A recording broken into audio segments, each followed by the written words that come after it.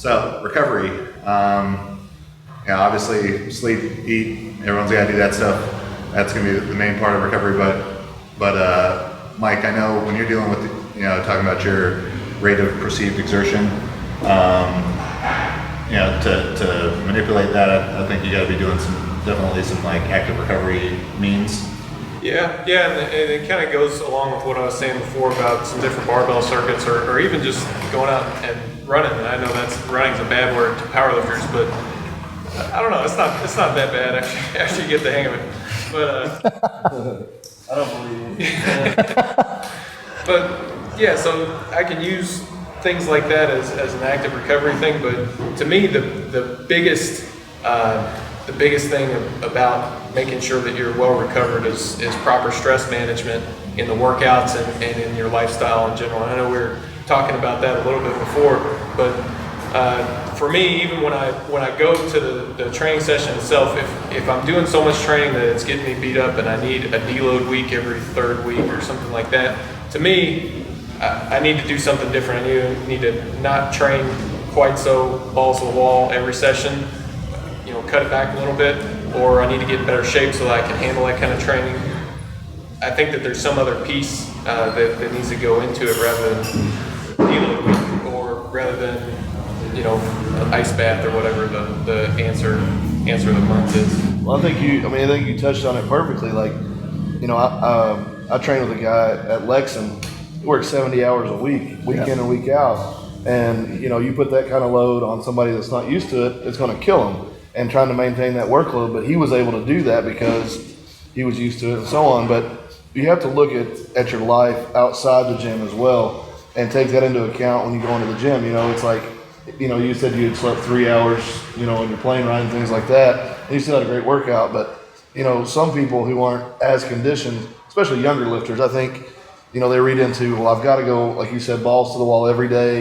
I can't miss this lift today, and it's going to impact my lift 10 years down the road if I take the day off. But, if you have a bad time in your life outside the gym, it is good to scale back a little bit and accommodate, hey, and that's another topic that I'm going to get to when we talk about talking to our younger selves. But powerlifting is such a small piece, or should be, or lifting in general, it should be just a piece of the puzzle. And too many times we get so focused on it, and it is important, but it's got to have its place. And and I think when you can truly put it in its place and surround yourself with the rest of your life and balancing all that out, I think that's when your lifting will be the best, when you find that balance. And sometimes that means taking a little less time in the gym or a little less effort in the gym to focus elsewhere. And I think that's something that a lot of young lifters need to hear. Yeah, I deal with that all the time. Having a CrossFit gym especially, the people that see the CrossFit Games on TV and then they think, oh, well, I need to go do a triathlon today, and then tomorrow I need to do 4 workouts that are all balls to the wall, and every single time I work out, I need to go and lay on the ground. And then people put these pictures on Facebook that say compete every day, and if you're not working out till you're dead, then whatever. I deal with it all the time when people come in here and, and I'll have the people that are talking about how stressed out they are at their job and how they didn't sleep. And then they're just like, oh, I want to take my frustrations out. Give me just a 30-minute long workout. And for the most part, people do a lot better if we just bring them down a little bit. If you have not been training your entire life with a lot of volume and a lot of intensity, if you have not been doing that, then you need to earn the right to be able to do that stuff. That's one thing that Jim always says, is that if you want to be able to do all this stuff that we're doing, then you need to earn the right and put in the time. You got to pay to play, man. You got to put in exactly. You got to put in the time and then earn the right to be able to do all the fun stuff. To go back to what I was saying, you have a bad day at the office. Yeah. And then you have a bad day at the gym. Then you have a bad night at home because you had a bad day at the office, a bad day at the gym, and it becomes cyclical, So At some point, you have to take control and stop the pattern. Sure. And, this is the easiest place to stop the pattern for most people. Yeah. I tell people you got to build momentum, and that's exactly what you're saying too. That at some point you got to say, okay, I'm going to voluntarily take a step back and do this right. Right. And then the next time I'm going to build on it just a little bit. You chip away at it a little bit at a time. and you build on it each time, you know, and then it's months and years, not days and weeks. Exactly. I've actually gained a lot from scaling things back at certain times. Like I'll get burnt out and I'll just keep trying to push myself. When I was younger, it was really bad. I would push myself constantly. And then if I did have a bad day, then it was like for 3 days after, I felt horrible because I had a bad day at the gym. And now I've learned that if I scale stuff back, sometimes I'll benefit more from it. I mean, I was deadlifting heavy every week for a long time, going probably 20 weeks out from my last meet. And after I turned it back to once every 2 weeks deadlifting heavy and doing a light workout on the weeks I wasn't deadlifting, I made a huge jump. I went probably 30, 40 pound PR just from scaling stuff back for a while. And I mean, most people don't realize that you can really benefit from scaling stuff back. I mean, people think the harder you go constantly.